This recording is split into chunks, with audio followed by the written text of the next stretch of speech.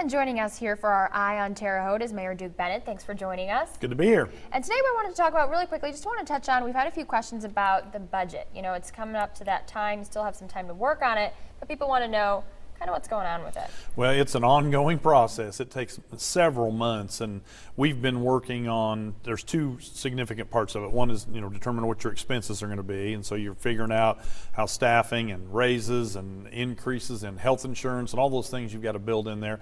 And then you got to look at the revenue side kind of separately, and then you bring them together.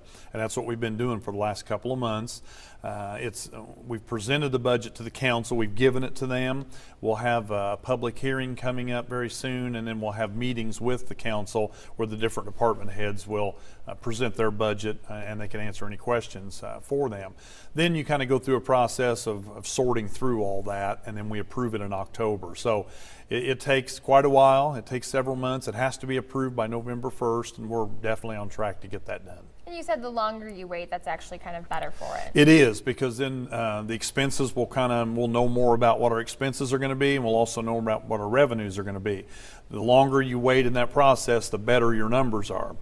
And it's just a moving target anyway, so it's always a challenge, and especially in these days with reduced revenues make it difficult sometimes, and so we have to build a budget that we know we can pay for. Be a little more accurate on target. As close as you can. I gotcha. Well, also we have a few different businesses coming to Terre Haute. That's a different thing. We have a few restaurants. People always get excited about that. How do you think they'll benefit Terre Haute? Well, anytime you see businesses making investments like that, that's good for us. We've always been a great retail market for restaurants and those types of stores and things that people want to come and shop for. Because we're a regional draw. A lot of people come here in the evenings and on the weekends to do business, to eat and shop. And that's good for us. And when these investments start happening, we haven't had too many. We have a few sprinkled across the last few years, but the economy's been so bad, a lot of these organizations have been holding back on their building out new stores, and so that's what we're starting to see, is a little bit of a releasing of the funds to build some new establishments, and that's good for us. I was going to say, do you think that's a sign that Vigo County is kind of turning around, having a better direction? I see different little things, some things that are looking better and other things are still stagnant, so it all depends what the sector is. And I think people are going to eat, and so when you talk about restaurants and those kinds of things, they seem to do well here, and they know they can make money, and so they want to invest in Terre Haute. Gotcha. And we also want to talk about your neighborhood summit. That's coming up too. We already had one. We're going to have another one next week. Yes, this coming up next week on Wednesday night will be at Fuquay School, starting at 6 o'clock for that kind of southern district, District 1. Every year I go out and do these in the neighborhoods, and it's really beneficial to those folks to get an update of what's going on and get their questions answered, and that's what they're all about. So the next one coming up will be this coming Wednesday at 6 o'clock at Fuquay School. And the reason these meetings are so beneficial is because it actually gives people a chance to give you one-on-one, ask you questions, about their area.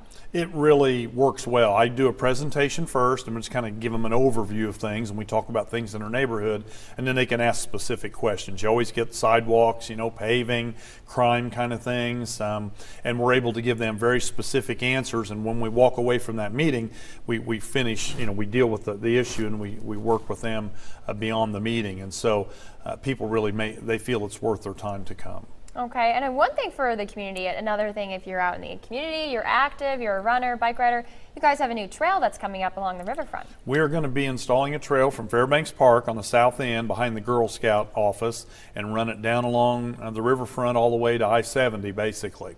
We'll be installing that this fall, so we'll get it open at some point. I'm not sure exactly when yet. Construction hasn't started, but we're gearing up to do that. And so, as the year of the river, we thought it was important to have a project down there, and we think this will open up that whole riverfront and give people access. And it's almost a 2-mile trail, so it's going to be a great addition to our trail system.